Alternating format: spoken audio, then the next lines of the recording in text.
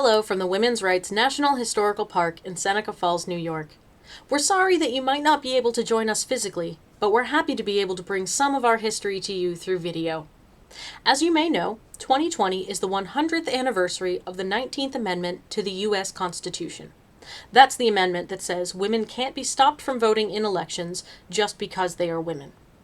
A lot of folks don't know that the fight for women's right to vote began long before 1920. Many historians say the Seneca Falls Convention of 1848 was the beginning of the organized women's suffrage movement. A convention is a big meeting where people get together to talk about things that are important to them. Our park commemorates that convention and the women who planned it and helped to lead the movement for women's right to vote. Suffrage sounds like a bad thing, like suffer, right? But it just means the right to vote, so it's actually a good thing. The people who worked to make sure more people were allowed to vote were called suffragists. When the United States started, the idea was that the people would be able to make decisions about their government and the laws they had to follow. But a lot of people weren't allowed to make those decisions. In fact, most people weren't allowed to vote. It took a long time for us to get to the point that most adults are able to vote and have a voice in decisions about their government. People of color, Native Americans, Black Americans, Asian Americans, and others weren't allowed to vote, and neither were women. At first, even poor people weren't allowed to vote. For women, it was more than just whether they could vote or not. What do you want to do when you get older? Do you want to be a doctor, engineer, architect, lawyer, veterinarian? Do you want to go to college? For most women in the 1800s, they couldn't do any of these things. Most women were expected to get married, have children, and take care of the house while their husbands went to work. If a woman did work outside the home, she didn't have the chance to do the jobs that made the most money. She would have to choose between working in a factory, teaching, or making and selling clothing and accessories. And whatever job she chose, she usually made a lot less money than men doing the same job. So, let me ask, do you like having people tell you what to do? I'm really stubborn. When I was younger, I could be on my way to clean my room, but as soon as my mom told me to do it, I would refuse to clean. Now imagine that all your major life decisions are made by other people, even when you grow up. Not just, do I want to clean my room today, but what do I want to be when I grow up? Who do I want to be friends with? The rules say that you don't get to make your own choices, and you don't get a voice in making those rules, even as an adult. In 1848, a group of friends got together for an afternoon. Their names were Elizabeth Cady Stanton, Lucretia Mott, Jane Hunt, Mary Ann McClintock, and Martha Wright. They were frustrated that they couldn't make more decisions for themselves.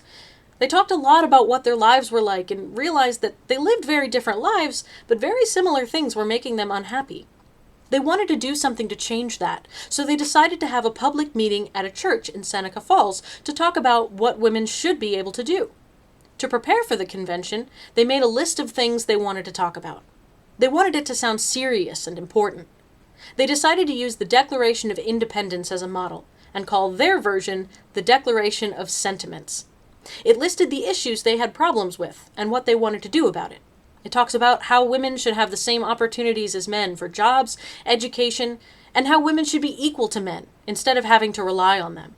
And they changed the first few words. Instead of saying all men are created equal, their new document said all men and women are created equal. On the morning of the meeting, the minister forgot to unlock the door. The ladies arrived, people were waiting, and nobody could get into the chapel. So Elizabeth had to help her little nephew climb through a window so he could unlock the door from the inside. The ladies worried that not many people would come to their convention. Maybe nobody would care. But when the day came, there were about 300 people there. And it wasn't just women. There were men there too. Have you ever asked for something and gotten support from someone you didn't expect to support you? Did that make you feel a little braver? Maybe like you weren't asking for something silly? Charlotte Woodward was only 19. She said the fact that men came to support women's rights made her feel brave enough to come back for the second day of the convention too. The convention debated and voted on each part of the Declaration of Sentiments. Almost everyone agreed on it, but one part took more discussion than the rest. Should women be allowed to vote? Some women didn't want to add that to the declaration because they thought it was too much to ask. They didn't want people to laugh at them. Others believed that women shouldn't be involved in politics and voting. And some thought that women absolutely should be able to vote. Elizabeth Cady Stanton was the one who added suffrage to the document. She believed women should have all the rights of men. Her friend Frederick Douglass agreed with her. Both of them gave speeches to support women voting. In the end, the convention voted to keep that part in the Declaration. This convention was only the beginning of the movement for women's rights. It wasn't the first time that women had stood up and said they deserved to be treated fairly. Before this, some people had wanted things to change, and they had spoken out about it. But it was teamwork and cooperation that made it into a movement. The 5 women who planned the convention in Seneca Falls had to work together to plan their event.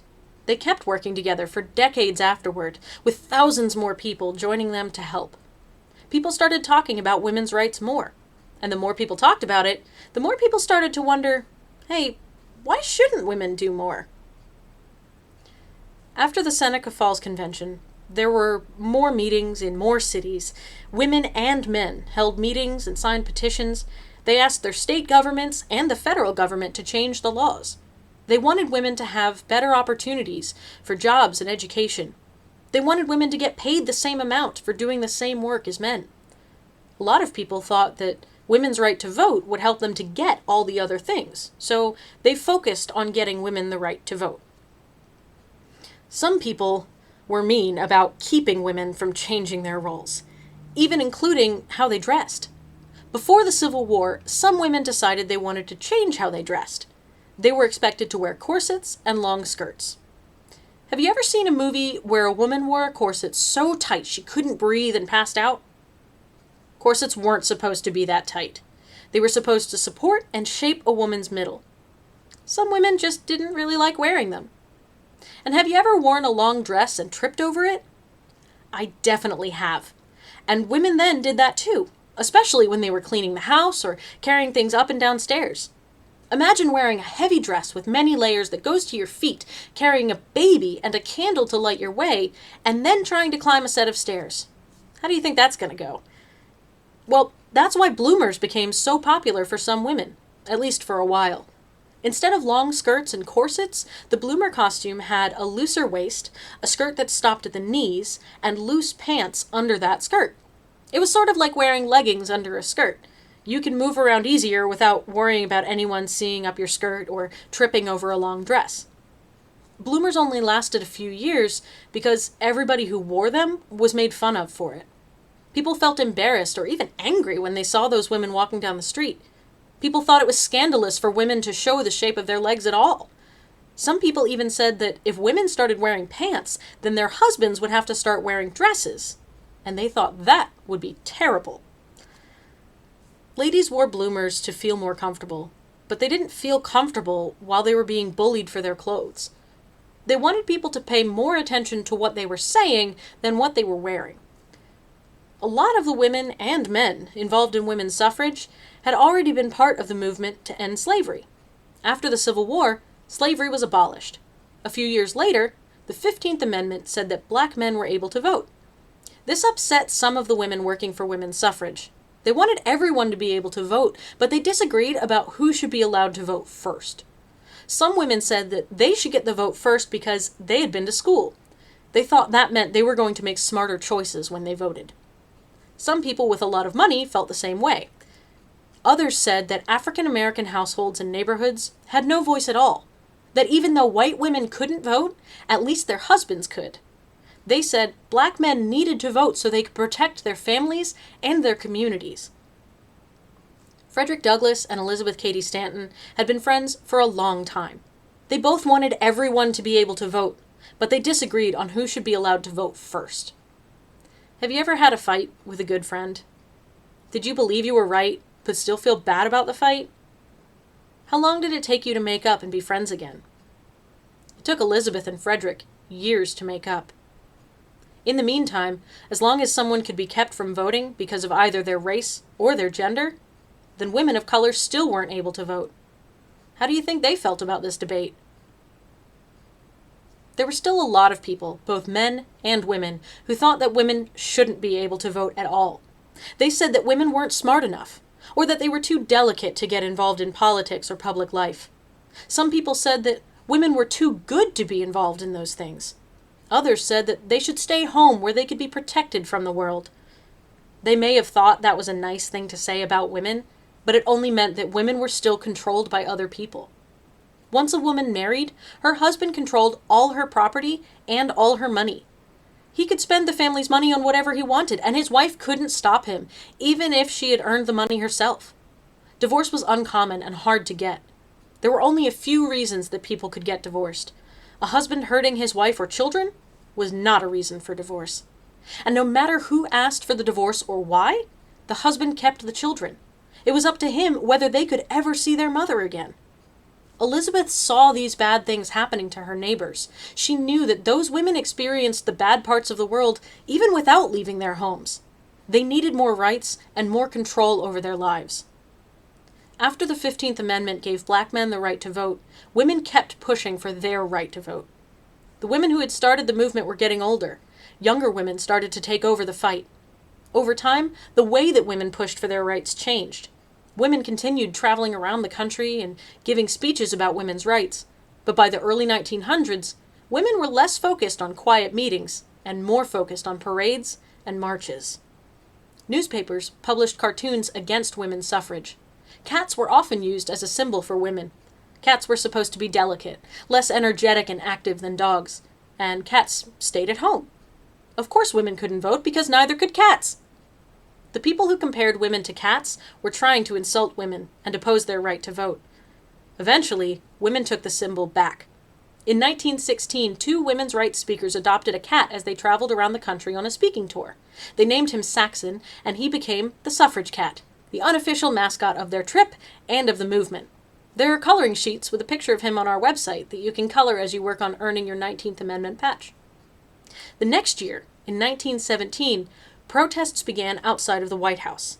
6 days a week, women stood silently outside the home of the president. They called themselves the Silent Sentinels. They held banners that said things like, "Mr. President, how long must women wait for liberty?" They wanted people to notice that President Wilson wasn't helping them get the vote, and to draw attention to women's suffrage. Some of these women were arrested for protesting and put in jail. While they were there, they went on hunger strikes. They refused to eat. They didn't believe it was fair for them to be imprisoned, and they wanted people to pay attention to how they were being treated.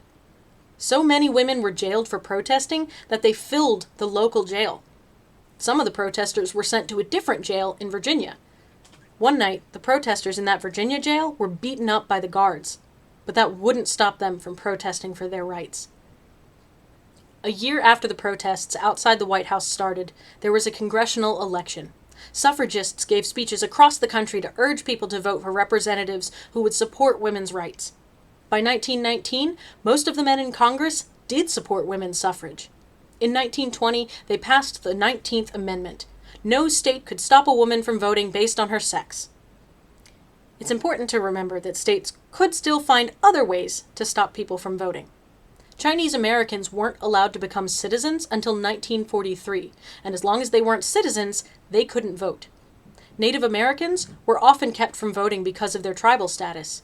Many Black Americans were threatened or even killed for trying to vote. Some states made anyone who wasn't white take reading tests or pay a special tax in order to vote. This was a tricky way for state governments to still control who was allowed to vote.